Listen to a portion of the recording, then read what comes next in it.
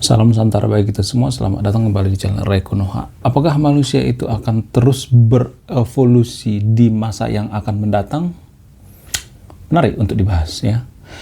Jadi, menurut penelitian, manusia akan terus berevolusi karena proses evolusi merupakan proses alami yang berkelanjutan ya.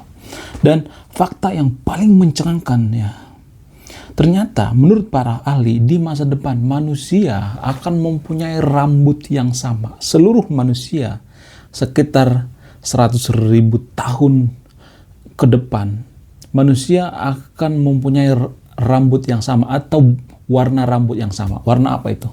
Warna putih. Kok bisa? Kok bisa manusia di masa depan itu rambutnya sama rata gitu, seperti dicat warna putih semuanya? Kenapa? Konon katanya ini pengaruh daripada faktor evolusi ya. Dan yang jadi pertanyaan, faktor evolusi seperti apa? Apa yang mempengaruhi kenapa rambut manusia di masa depan akan semuanya serba putih? Apa alasannya? Selain itu, di masa depan, 100.000 tahun ke depan, menurut para ahli, agama akan berubah gitu, bertransformasi ya. Atau kepercayaan juga akan bertransformasi, budaya juga akan bertransformasi. Yang jadi pertanyaan, apakah agama di masa depan itu masih survive atau tidak? Dan yang paling mengherankannya lagi adalah bentuk wajah manusia di masa depan akan berubah. Ya.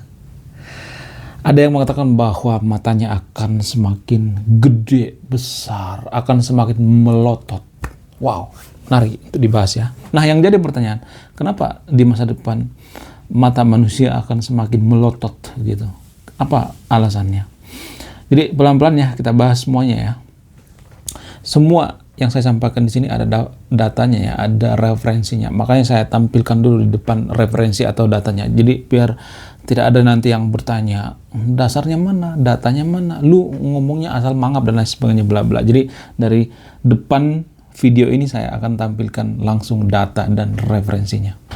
Ada beberapa faktor yang mempengaruhi evolusi manusia, seperti genetik misalnya. Jadi mutasi genetik dan variasi genetik dalam populasi manusia memungkinkan terjadinya perubahan ya. Mutasi genetik dari tahun ke tahun ya. Menurut penelitian, evolusi manusia itu sudah berlangsung jutaan tahun ya. Dulu kita punya mohon maaf ya, tulang ekor. Dulu kita punya ekor. Maka itulah alasannya kenapa di zaman sekarang, di zaman modern ada semacam tulang ekor. Itu adalah hasil daripada evolusi. Tapi saya tidak bahas masalah ini dari sudut pandang agama ya. Enggak. Saya bahas dari masalah sudut pandang evolusi. Jadi di antara sahabat yang nonton video, kalau misalnya ada yang berpikir, oh dari agama itu manusia itu berasal dari Nabi Adam gitu, manusia itu berasal dari tanah ya, bukan dari teori evolusi dan lain sebagainya bla bla bla. Itu saya menghargai itu ya, bukan berarti saya mempercayai itu, tapi saya menghargai itu. Jadi please kita fokus dulu bahas masalah evolusi manusia ini dari sudut pandang sains atau sudut pandang pemikiran yang rasional ya. Yang kedua misalnya lingkungan ya. Jadi perubahan lingkungan seperti perubahan iklim ya, polusi dan penyakit ya. Ini memicu adaptasi manusia. Seperti iklim yang sangat ekstrim ya. Ini sangat mempengaruhi. Jadi manusia itu akan semakin berevolusi dan semakin menyesuaikan diri dengan lingkungan ya. Sama seperti jutaan tahun yang lalu, manusia itu menurut evolusi, manusia itu tidak berjalan tegak. Tapi karena keadaan, karena bertransmigrasi dari satu tempat ke tempat yang lain gitu, kita diharuskan untuk berjalan kaki, berjalan tegak. Dulu manusia itu tidak seperti sekarang ini berjalan tegak gitu. Dulu masih merangkak gitu. Karena apa? Karena tinggalnya di pohon ya. Kalau misalnya ada yang mengatakan, kok manusia tinggal di pohon ya? Kita kan masih bersahabat dengan simpanse, primata, kera. Kita masih berkerabat, bukan berarti keturunan langsung ya. Di Konoha sengaja diplesetkan itu ya. Saya kesel tuh warga Konoha yang sengaja memplesetkan bahwa manusia itu berasal dari kera, lalu diketawain gitu. Charles Darwin sendiri tidak pernah mengatakan seperti itu. Tidak pernah sekalipun Charles Darwin mengatakan bahwa manusia itu berasal dari kera atau monyet. Enggak. Berdasarkan data dari genius.com, manusia itu berkerabat ya, bukan keturunan langsung, sama seperti harimau dengan kucing. Jadi harimau tidak pernah melahirkan kucing, kucing juga tidak pernah melahirkan harimau. Sama seperti itu perumpamannya ya. Kita masih berkerabat. Harimau dengan kucing berkerabat, manusia dengan kera atau dengan simpanse itu berkerabat. Apa buktinya kita berkerabat? 90% ke atas DNA manusia itu, suka tidak suka ya, DNA manusia itu mirip dengan simpanse guys, sangat mirip ya, bahkan IQ-nya juga mirip guys. Gitu 78 termasuk saya ya. Banyak yang tersinggung nanti kalau saya ngomong IQ warga Konoha itu 78 ya, kaum IQ 78, banyak yang tersinggung, termasuk saya juga ya. Saya juga IQ 78 ya. Jadi jangan terlalu percaya apa yang saya katakan di video ini ya. Selalu saya memberikan celah untuk didebatkan ya, dikritisi. Saya membuka ruang untuk dikritisi ya. Jadi jangan takut untuk mengkritik saya ya, karena saya bukan Tuhan. Tapi jangan sedikit-sedikit laporkan gitu. Seperti di channel sebelah ya kan, nggak bisa ngedebatin si konten kreatornya, dilaporkan ya, laporkan terus ngumpul gitu, somasi ya. Warga Konoha kan gitu, dikit-dikit somasi ya, nggak bisa dilawan berdebat somasi ya, harusnya didebatin dong ya, kasih data yang lebih akurat. Selain itu perilaku ya, perilaku juga mempengaruhi evolusi manusia ya. Perilaku manusia seperti imigrasi dan interaksi sosial mempengaruhi evolusi manusia. Nah, sekarang kita masuk ke bukti evolusi manusia. Apa bukti evolusi manusia? Ya, yang pertama, perubahan genetik. Penelitian genetik menunjukkan perubahan genetik pada populasi manusia sepanjang waktu. Ya, berdasarkan data beberapa tahun yang lalu dengan sekarang ini, evolusi genetik manusia itu sudah sangat-sangat berubah. Ya, selain itu, fosil juga berpengaruh ya. Ya, fosil-fosil manusia purba menunjukkan perubahan morfologi dan anatomi ya. Ini bukti daripada evolusi manusia, fosil-fosil. Jadi kalau ada yang mengatakan bahwa manusia itu berasal dari Nabi Adam, tunjukkan mana fosil Nabi Adam ya. Tunjukkan mana secara ilmiah, apakah itu bisa dipercaya atau tidak. Saya tetap menghargai itu walaupun saya tidak percaya, tapi tunjukkan fosilnya di mana gitu. Selain itu, antropologi juga berpengaruh ya. Studi antropologi menunjukkan perbedaan fisik dan budaya di berbagai populasi ya, berdasarkan penelitian daripada antropologi ya. Prediksi evolusi manusia di masa depan ya. Ada beberapa prediksi evolusi manusia di masa depan sekitar 100.000 tahun ke depan ya, atau ribuan tahun ke depan gitu. Bagaimana evolusi manusia di masa depan? Menarik kan? Bikin penasaran ya untuk dibahas. Jadi ada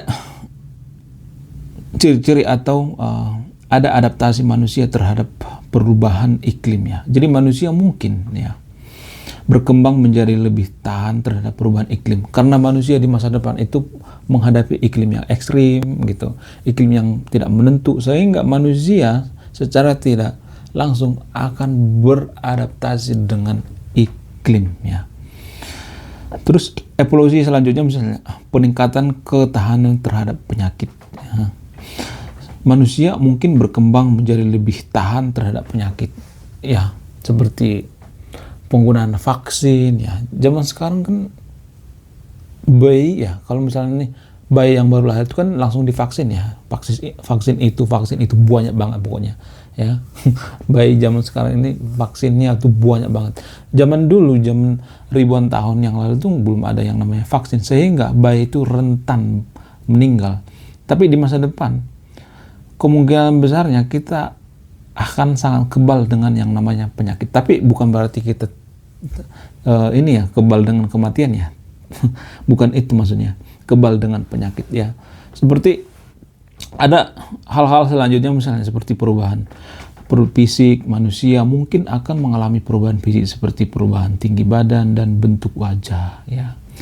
Jadi ini akan mempengaruhi evolusi manusia di masa depannya. Perubahan fisik ya.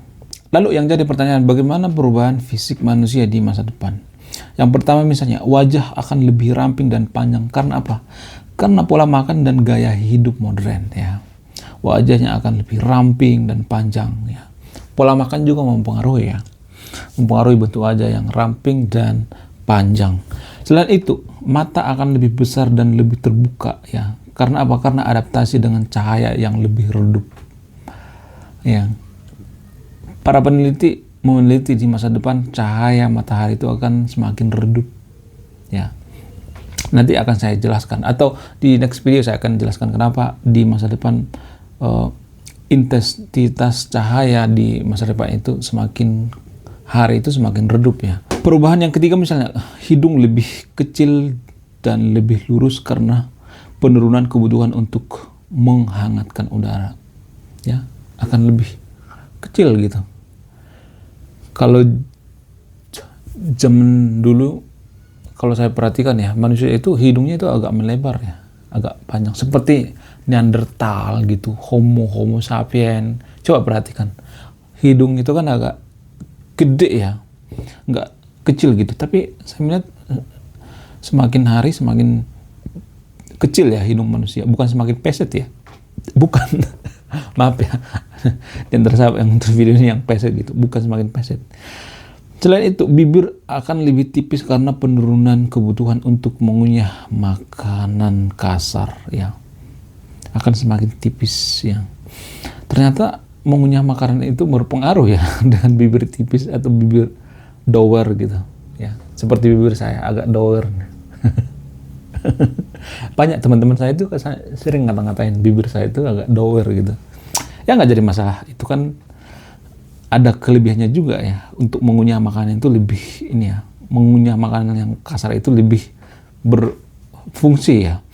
Selain itu, rambut akan lebih tipis dan langka karena penurunan kebutuhan untuk melindungi kepala ya. Jadi rambut manusia akan lebih tipis dan lebih langka karena penurunan kebutuhan untuk melindungi kepala manusia.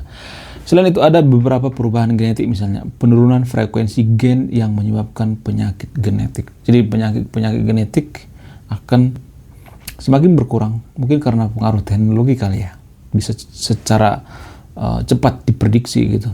Selain itu, peningkatan frekuensi gen yang menyebabkan ketahanan terhadap penyakit.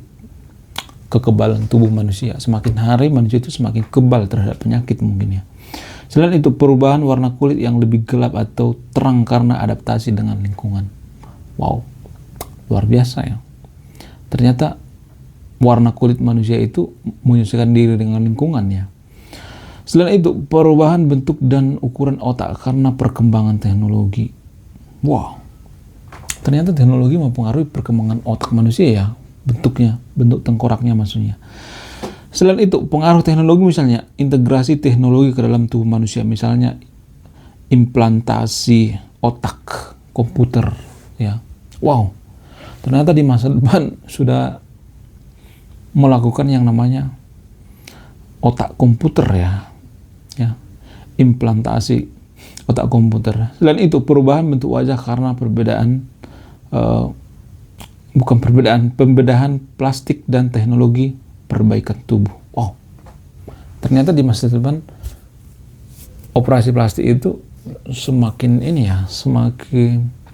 biasa mungkin ya. Selain itu, penggunaan teknologi genetik untuk memodifikasi gen manusia. Seperti yang saya janjikan di awal tadi, di masa depan konon katanya rambut manusia itu akan mirip ya. Saya juga bingung kok bisa mirip ya satu sama lain. Warnanya itu agak menyerupai warna putih gitu, semakin tipis dan semakin keputih-putihan warnanya. Apa yang menyebabkan? Apa faktornya? Ada beberapa faktor atau beberapa teori, tapi ini teorinya bisa dibantah ya. Seperti faktor genetik dan evolusi misalnya, penuaan atau rambut beruban karena penurunan produksi melanin yang dapat meningkat seiring berkembangnya waktu ya. Yang kedua misalnya evolusi alami, perubahan genetik dapat mempengaruhi warna rambut. Nah, ini mungkin faktor yang paling mempengaruhi ya. Kalau yang tadi yang saya jelaskan itu kan karena penuaan ya, karena semakin tua. Tapi ini ada pengaruh lain, misalnya faktor lingkungan dan gaya hidup seperti radiasi UV ya. Paparan sinar UV yang intens dapat mempercepat penuaan rambut ya. Yang kedua misalnya faktor polusi ya. Paparan polusi udara dan air dapat mempengaruhi kesehatan rambut. Yang selanjutnya misalnya gaya hidup, stres, kurang tidur, dan pola makan tidak seimbang dapat mempengaruhi kesehatan rambut. Oke. Ya, mungkin itu penjelasan ya terhadap rambut yang semakin waktu itu, semakin hari itu bisa semakin menua. Ada beberapa teori spekulatif lain misalnya seperti adaptasi lingkungan. Rambut putih dapat membantu mengatur suhu tubuh di lingkungan yang lebih dingin. Wow. Perubahan hormonal misalnya, perubahan hormonal dapat mempengaruhi warna rambut. Ini beberapa teori spekulatif ya, bisa dibantah juga ya. Saya tidak mengatakan bahwa teori ini yang paling manjur gitu, yang paling makjleb, bukan ya. Bisa dibantah juga ya. Selain itu ada beberapa prediksi kondisi sosial di masa depan ya, sekitar 100.000 tahun yang lalu ya kan. Bagaimana kehidupan manusia 100.000 tahun ke depan ya. Penasaran juga ya kan, bagaimana perubahan-perubahan sosial ya. Jadi ada beberapa perubahan sosial yang menurut para ahli misalnya. Yang pertama, masyarakat tanpa batas ya, atau integrasi. Perubahan sosial yang pertama misalnya, masyarakat tanpa batas, integrasi global, dan hilangnya perbedaan budaya. Tidak ada yang namanya budaya ini, budaya itu ya. Sudah ada perbedaan budaya. Yang kedua misalnya, masyarakat egaliter, kesetaraan gender, ras, dan agama. Jadi tidak ada yang merasa bahwa agama yang paling benar, agama yang paling suci, agama yang masuk surga, agama yang lain tidak, dan lain sebagainya. Nggak ada seperti itu lagi. Ya. Perubahan sosial yang ketiga misalnya, masyarakat berbasis teknologi, kehidupan sehari-hari bergantung pada teknologi. Sekarang juga sebenarnya sudah bergantung teknologi ya. Saya bikin video ini juga kadang saya menggunakan AI, ChatGPT gitu. Kadang jujur aja kadang menggunakan Google juga, ada banyak ya, ada banyak fitur-fiturnya. HP juga kan sebenarnya udah setengah robot ya. Kalau misalnya nih kita mau berangkat kerja, tiba-tiba ketinggalan HP, kita kan merasa ini ya nggak enak ya, tersiksa ya nggak sih?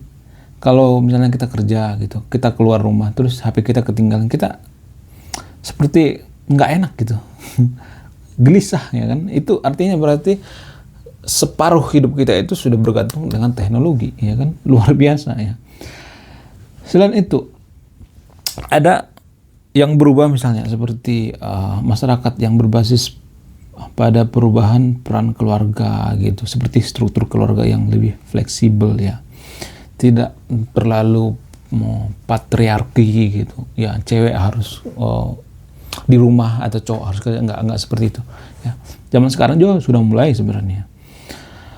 Selain itu, perkembangan teknologi juga, teknologi AI yang mampu menggunakan AI dalam berbagai aspek kehidupan. Sekarang juga udah mulai kok ya. Terus kota pintar gitu, infrastruktur kota yang terintegrasi dengan teknologi ya. Selain itu, transportasi futuristik juga, kendaraan tanpa emisi, dan sistem transportasi cepat ya. Selain itu, energi terbarukan juga berpengaruh ya. Penggunaan energi surya, angin, dan hidrogen. Wow, luar biasa ya. Terus selain itu ada perubahan ekonomi misalnya. Perubahan ekonomi misalnya ekonomi digital. Penggunaan mata uang di masa depan itu akan menggunakan transaksi yang serba digital semua. Sudah tidak menggunakan uang tunai lagi ya. Selain itu, pekerjaan otomatis misalnya menggunakan robot dengan AI dalam berbagai industri. Terus keseimbangan ekonomi gitu ya, pengurangan kesenjangan ekonomi ya. Terus perdagangan global gitu, integrasi ekonomi global. Ada perubahan budaya misalnya, budaya global, penggabungan budaya dari berbagai negara. Jadi tidak ada lagi yang namanya budaya yang berbeda-beda gitu. Sudah digabungkan, dimixing gitu. Seni dan hiburan digital, penggunaan teknologi dalam seni dan hiburan, pendidikan online ya, semua serba online, penggunaan teknologi dalam pendidikan, agama dan spiritualitas, perubahan cara ibadah dan memahami spiritualitas. Mungkin di masa depan orang tidak percaya lagi yang namanya surga ya. Mayoritas orang tidak percaya yang namanya surga. Mungkin bisa saja ya kan. Karena kadang-kala kita berebut surga juga bisa ribut guys, bisa gotok-gotokan juga ya. Selain itu ada beberapa tantangan juga ya, seperti perubahan iklim, dampak perubahan iklim pada lingkungan misalnya, terus kesenjangan teknologi ya, perbedaan akses gitu, teknologi antar masyarakat misalnya, terus keamanan data, perlindungan data pribadi dan lain sebagainya, keseimbangan antara manusia dan teknologi dan lain sebagainya ya. Jadi kalau saya melihat ya, ada beberapa perubahan gitu di masa depan. Tapi saya cukup optimis ya, di masa depan kita akan semakin bagus lagi, semakin damai lagi gitu. Tidak ada yang namanya perang agama lagi gitu. Tidak ada yang mengatakan bahwa agama saya yang paling benar, agama saya yang paling suci dan lain sebagainya, bla bla bla. Nggak ada seperti itu lagi. Oke, sekian video ini. Terima kasih sudah menyimak. Saya Reko Noha. Salam rasional.